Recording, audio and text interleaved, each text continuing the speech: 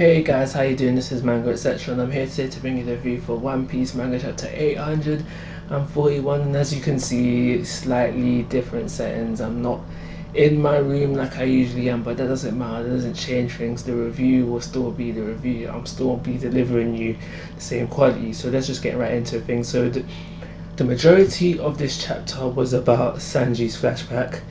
He's still going on. We find out that he has been locked up in that cell for at least 6 months.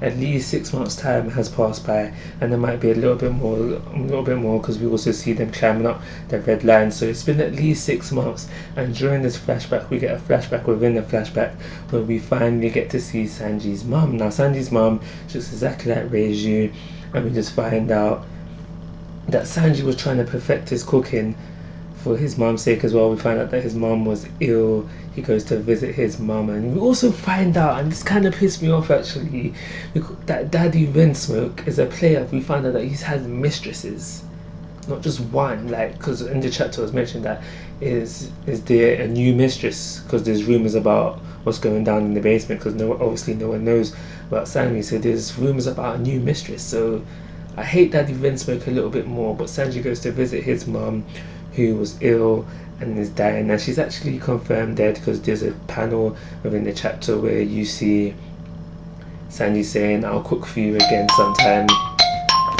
I'll cook for you again sometime, and then the next, just right on the side of it you see like the gravestone for the mom. So that's kind of deep. She didn't deserve to die, she didn't get enough screen time, but hey, that's how it is sometimes. So Sanji never actually got to cook a meal for his mum that was good, because the meal that he brought to his mum on this occasion, even though she said that yeah it was nice, and we saw when the maid ate it and she was like, oh, literally a skull came out of the thing, and that was actually quite funny.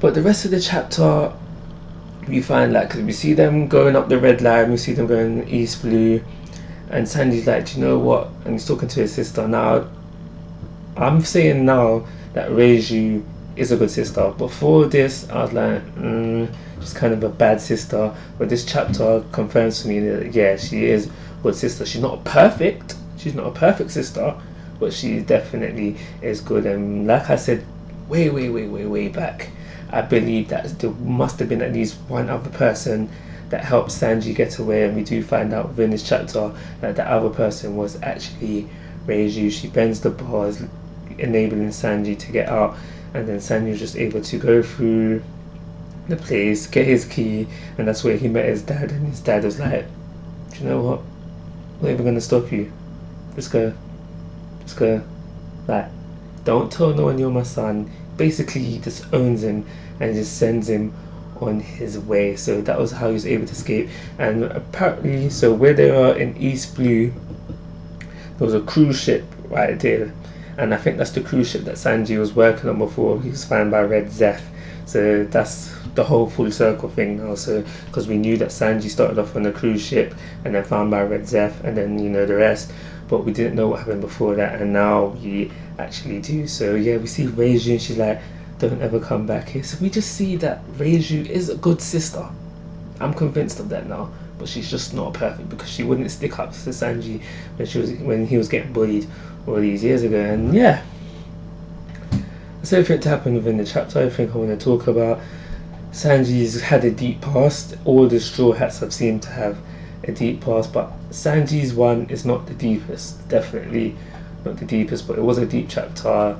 You do, unless you're some sort of heartless fiend, you do feel sorry for Sanji within this chapter. He has been through a lot within his childhood. So for those reasons, I'm going to give this chapter a 4-star rating and call it a review.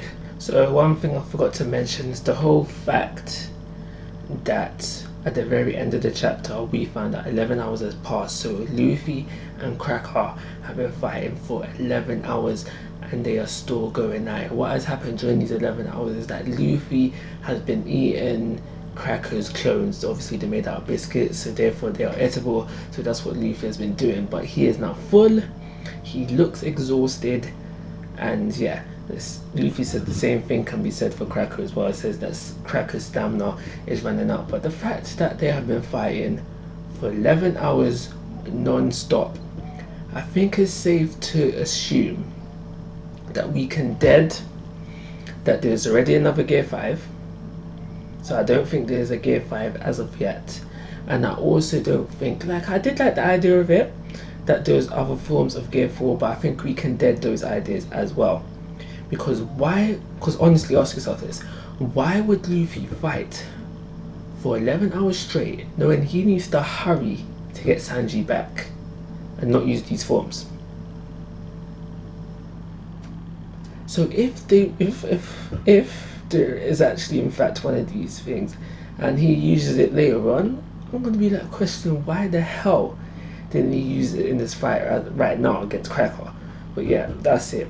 I forgot to mention it before. I needed to mention it, and with that I'm done. Like always guys, I'm asking for your thoughts and opinions. If you haven't already, please subscribe to my YouTube channel. Most importantly, take care, have a nice day.